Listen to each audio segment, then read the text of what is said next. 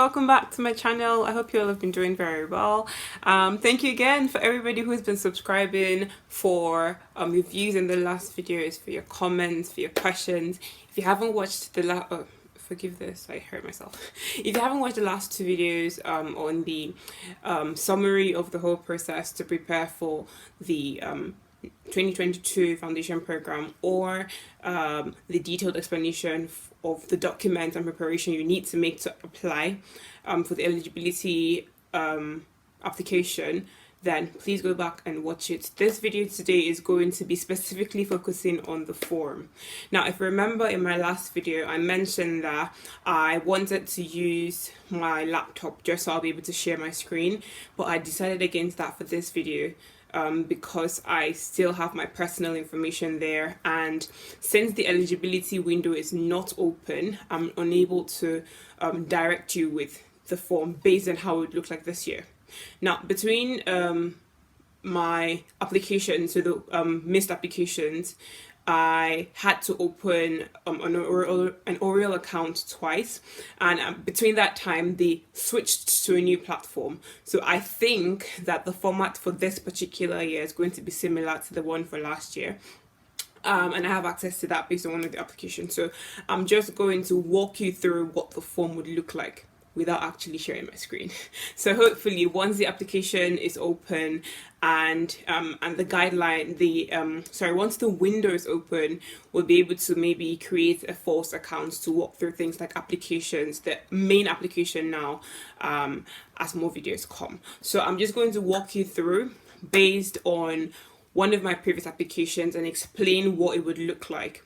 Now, I decided to do this because filling in the form, personally, I was scared because remember I said I'd been screened out in one of my applications at the eligibility phase, so I was like doing everything to the T to make sure that I didn't get anything wrong, and I had a lot of questions again could not get answers to those questions from people who were supposed to provide them many times. So I'm just going to walk you through the steps. It's a pretty simple basic form, but you'd be surprised the kind of things that make people get screened out. So that's what we're trying to avoid here, and hopefully this video helps. All right, so I have my laptop just beside me, so forgive me if I'm looking away from the screen. Now, the first thing you need to do is go to the Oriel website and open a page. So I'm just going to try to log out and see if we could still do that. So I put the video here the last time. It's oriel.nhs.uk. Now you create an account on Oriel, and when you go in there, your application is going to, I have all my personal details here, sorry I can't share this. Okay, so you're going to have a new screen come out, and on this screen you're going to have a row that has my dashboard, documents, applications, messages, interviews, FP allocation or matching, offers, and references. And then you have a column by the side that has dashboard, vacancies, foundation programs, recruitment lists, resource bank, news, and FAQs. Now you're going to go to applications because obviously you're trying to get to apply for something. Now when the window opens, there's only going to be one application there to actually click to apply to, and that will be the eligibility application. So obviously you click that and start. Remember, the window this year is between the 14th of July to the 4th of August. So you need to get everything sorted. Hopefully you've already started gathering your documents, preparing for your IELTS and things like that. So you would need to then fill in all those details, upload documents, etc. in here. So I'm just going to open one of my past applications and walk you through what that looks like. Let's see. All right, good. So the UKFPO Foundation Program eligibility application process. And this application form has 4 parts. Part 1 is your personal details. Part 2 is eligibility. Part 3 is competences. And part 4 is declarations. Okay, again, personal, eligibility, competencies, and declaration. Now, personal information, which is part 1, has your details basically. So number 1, information about your application. Number 2, contact information. So just fill in your name as it is. Little tip: if you've ever had a change of name or something like that, maybe you got married or your family changed a surname, whatever, you need to apply. You need to add some extra documents to actually prove and show that change of name. So if you're in a position where you could limit a name change, sometimes it is advisable to just sort of, stick with the name that you already have. Okay. So your personal details, your name, your title, which would be doctor, or if you've not graduated, probably still Miss or Mr. Country of birth, nationality, your address. Pretty straightforward. Okay, the next part is eligibility. Now, the main part of these eligibility is to see if you are eligible, meaning that they're going to try and screen you out, well, here. So you are going to be automatically deemed ineligible if, number 1, you've already done an internship. Now, the GMC has what they call an approved internship and an unapproved internship. I don't remember. I know there's an approved internship and then there's the internship that's not approved. So for your approved internship, you'd have to have done 3 months in surgery, 3 months in medicine, and the total program must have been at least 12 months of uninterrupted supervised training. Now, there's some other internships that you might have done that might just be 12 months, and these two are different bodies. The UKFP and the GMC don't necessarily liaise. So if you're in a situation where you've done an unapproved internship, make sure to specify, so you don't put yourself in a situation where you're screened out by the UKFP, but then you're only given provisional registration by the GMC. A lot of people have been in that situation where they ideally would have had an internship. I actually was one of those. You had an internship from school, or you did something somewhere, but the GMC deemed it unacceptable. It was an unacceptable pattern of internship. So what you'd want to do is make sure you're specifying there. Now, how could you specify? If it was, let's say, an observership, make sure to make it clear so you don't give yourself an opportunity to be screened out when the GMC does not deem you to have already done an approved internship. I hope that makes sense. Okay, so under the eligibility, the first part is your dean statement. So you upload your dean statement. Then the next is your medical degree evidence. Now, the first step, the first question there is, do you have a scanned copy of your medical degree? If you click yes, you upload. Now, if you click no, I believe there's going to be a part where you actually have a document that is from your dean stating that you would have graduated by the time of the start of the internship. So either you're uploading your document or you're uploading that letter from your dean alongside your dean you're uploading the letter from your dean rather. Right, next is your language skills. Was your undergraduate training in English? Yes or no? Most people probably would click yes. But remember, clicking yes does not mean that you're going to be exempt from providing an IELTS result or an OET result. And that's because for you to be exempt, like I said in my last video, your school needs to not be on that list. There's already a list that the GMC has where they said they're not going to accept proof of English from those schools. So that means if your school falls under that list, then you would still need to provide an IELTS certificate regardless of your nationality or whatever that you're doing in most cases. Okay, so language skills. So here you would write out your scores. I remember that the minimum score for these guys is higher than the GMs. It's 7.5 in each domain in one sitting, or 400 in OET also in one sitting. So you'd fill that in. Your date of academic IELTS tested, you'd put that here. Or one good thing that was changed is before you were only allowed to take the academic IELTS, but right now you could put in pretty much any type of IELTS apart from the IELTS indicator test, as long as you meet the criteria. Okay. And then you'd put in the date your exam was taken, you put in your test form number, and then you go ahead. Now, last year, because of COVID and lots of test cancellations, people luckily got an extension. I don't think that will be the same for this year, but just in case, you would put in your test number, your test form number, and in the cases of those that had the extension, they had to put in the day they expected to get the results. Okay, and there they also give you a warning: failure to provide proof of English language will result in your application being deemed ineligible. So, accept your exams, you're sure you're exempt, provide an IELTS or an OET certificate. Next is your passport, so you upload that one.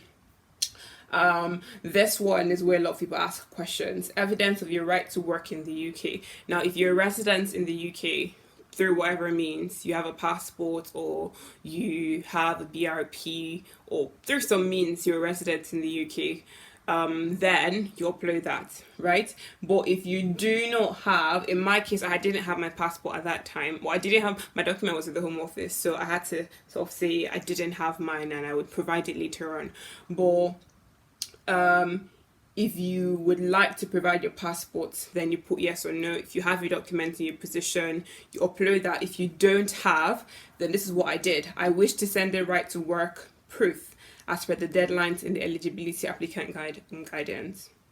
Now, this would also be the option that you would pick if you're expecting to be sponsored by the HEE. So if you're not with your document or you're looking to get a visa, then that's the option you're going to click. I wish to send in right to work proof as per the deadline in the eligibility applicant guidance. If you have your right to work, your passport or your BRP, whatever, upload it at this point as well. Next, profile image. Now you would think that this is a very simple, part, just put a picture and you're fine. I have a friend, I actually know the guy, who mentioned that one of his applications was screened out because they said his picture was not, something happened to his picture. I know, unbelievable. So somebody potentially lost a year because his picture wasn't right. So like I said, you want to make sure that you're really on your A game and you're not giving anybody a chance to screen you out. So you're going to upload a profile picture, and they said this photo must have been taken within the last 6 months and will be used to identify you if you're required to undertake the National Clinical Examination Assessment. That's the NCA. I'll talk about that in the next video about the exams. So upload the picture that is a a picture that looks like you, a picture that is cropped properly and that shows your face. Please do not be the next person screened out because you didn't put in the right picture. Next is GMC compliance. Now, a lot of people probably would not have registered with the GMC at this point. And to be able to even register with the GMC and have the GMC number, you need to open an account on the GMC online website. I will talk about that in more details again in the exam. But the questions here are, have you qualified for medical school? Yes or no? So if you have, yes. If you've not, I think another bar would calm down. That wasn't my case, so I can't really guide on that. But remember that it's fine if you haven't qualified, as long as you're going to within the time and you're going to provide it with your provisional registration. Then they said indicate what you'll be using as proof. In my case, I already had my license with the GMC, my provisional registration, so I put that in. In some cases, it would be that you have to provide a proof of your PLAB 1 booking or your results, or your PLAB 2 booking or results. In either case, it means that you have to already have registered for a GMC online account, and then you would have a reference number. So you're probably going to provide your registration if you have one, or proof of your PLAB exam, either your booking or your results. And then you upload as well. Okay. Oh, this is long. All right, let's go to the next one, competences. Now for the competences, this is where you're going to put details of your actual medical qualification. I had a number of people writing me, asking me about courses that were non-medical. I think, I guess in some countries, any health-related course is called medical. But in the UK, mostly when they refer to medics or things that a medical graduate, you're talking about doctor. So I think some people got that mixed up. So this video is for medical students, and by medical students I mean people that have an MBBS, an MD, an MDCHB, people that actually studied medicine in school. Medicine meaning studying to become a doctor. Okay, so you put in your qualification. So in my case it's MD, it might be MDCHB or MBBS, put that in whatever it is. You put the date of your entry to medical school. Now if you're somebody who had a transfer, put in the start dates for when you actually started medicine, right?